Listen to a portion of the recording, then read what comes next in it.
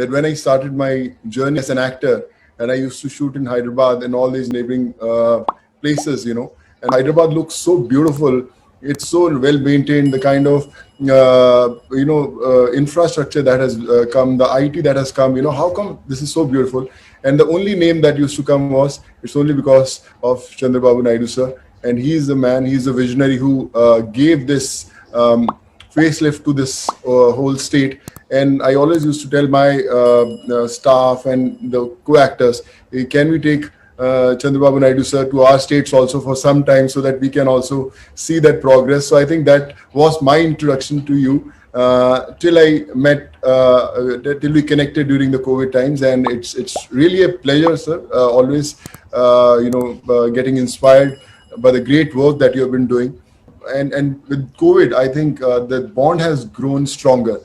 We have connected with so many people, so many heroes, and a small example I would like to give is that when when I was sending people back home, I connected to almost 1 million people who approached me during the migrant movement. And when once the first wave subsided, and these people had their education problems, their healthcare problems, and their employment. So I started this platform called Pravasi Rozgar, which was later, called Good Worker with Temasek. We have given employment to almost close to 2 lakh people, done almost 2,400 surgeries, many in Andhra and Telangana, most of them. And, obviously education also. And I realized that people thought that second wave has subsided and everything is coming to normal. Actually, second wave started even before the second wave actually began. The second wave for me was the problems that people had because of the first wave. They had lost their jobs. They didn't have money to feed their families. They didn't have employment. They didn't have money to get treated. So actually, we were living in that second wave. But the second wave, we again that hit the COVID thing where people were losing lives, and all these people said that I connected during the first wave. All these people became my workforce. They said, sir, we are in, Vikarabad, we are in Vijayawada. So how can we help? You had helped us go back to our homes. So they became my warriors. And, I always used to say one thing that, we can only work if you are available 24/7. It's not that, okay, I'm busy, I can give 4 hours. I said, in the middle of night, someone has a medical emergency, I'm going to call you in the middle of night that you have to help. This is a very one example that I would like to give. Varun is there also today in our forum, and in the night at 2:30, once I got a image on my WhatsApp, which one image which said oxygen level 60, and there's no message from where that random WhatsApp became, just a picture of that oximeter reading 60. So I called that guy and he said, where are you? He said, sir, I'm in Kukatpalli in Hyderabad, and this is my father's oxygen level, and I don't know whether he's going to survive or not. So I called Varun around 1:32, and whole night we were coordinating. We took him to the hospital. We gave him some emergency, oxygen levels. We improved, and then he was shifted to that hospital. And 4 days ago, he was discharged. And I said, can you send me the picture of your father? And the father was hale and hearty.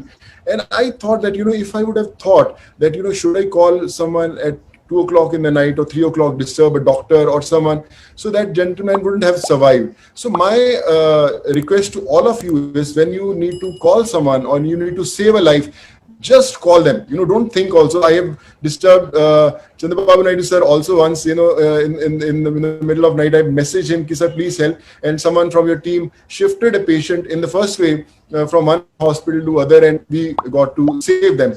So the biggest lesson that I learned during these 15 months is that don't think so that we are not capable to do something. Sometimes a lot of people say, where to start, I don't know. How to help, I don't know. I'm financially not capable to help anyone. So how can I help? I'll become one big businessman, I'll earn a lot of money, then I'll start my help. So my suggestion to all of those people is, don't underestimate your power. You don't need money to help. You just need that one phone call to call someone for help. If someone is having a problem, you can call any one of us. That's why there's a problem. And if you are able to save that individual, I think you have done your job as a warrior. So I feel COVID is the biggest professor that the world saw. It taught us empathy.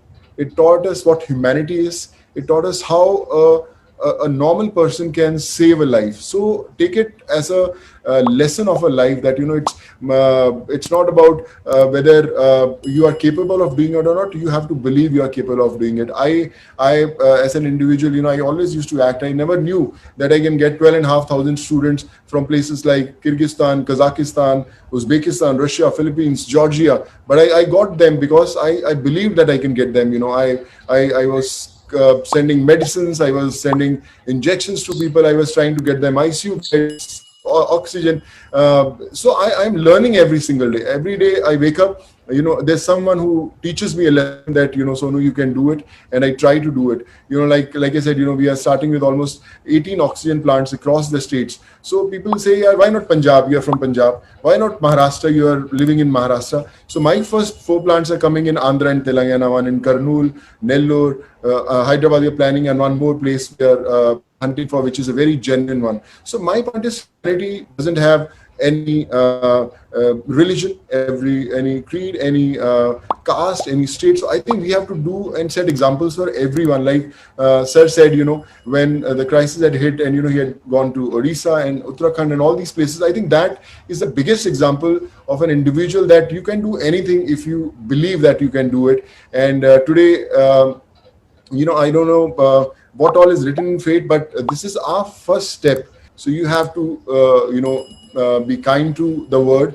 and we read our, lectures, whether it's history, geography, or all these in all these classes. I always request, it's very important to have a lecture of humanity, empathy, where from first standard till you are doing your engineering or your medical, we have to teach how important it is to learn about humanity and empathy, and especially to our kids. When they ask for those expensive cars or the best life flight system, you have to teach them how we can go to a needy place and give them some ration, or adopt few kids for their education. So I think that's what I have learned. That's what I'm trying to learn, and I'm still open to learn. I just started this foundation called Sood Charity Foundation, and we have been doing a lot of work. And I always say that Sood Charity Foundation is not my foundation; it's your foundation. It's a foundation of 135 crore Indians. We don't need any donations. You just have to call us.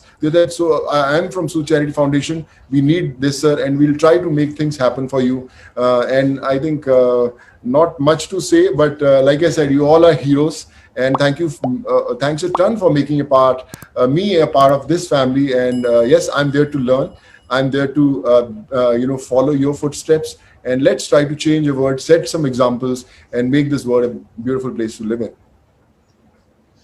Thank you. Very nice of you. We'll meet. I look forward, sir. We will meet soon. Sir, coming forward. Sir, looking forward, and I'll come and see you very, very soon there. I will come for you, sir. Earliest we'll meet. We'll work together. I'm very happy. Yes, I'm proud of you. Sir. Nation is proud of you. Sir, thank you so much. You are a great icon for serving the people when there is a need. Even everybody is taking some inspiration from you. As you rightly mentioned, there is no word impossible. Everything is possible.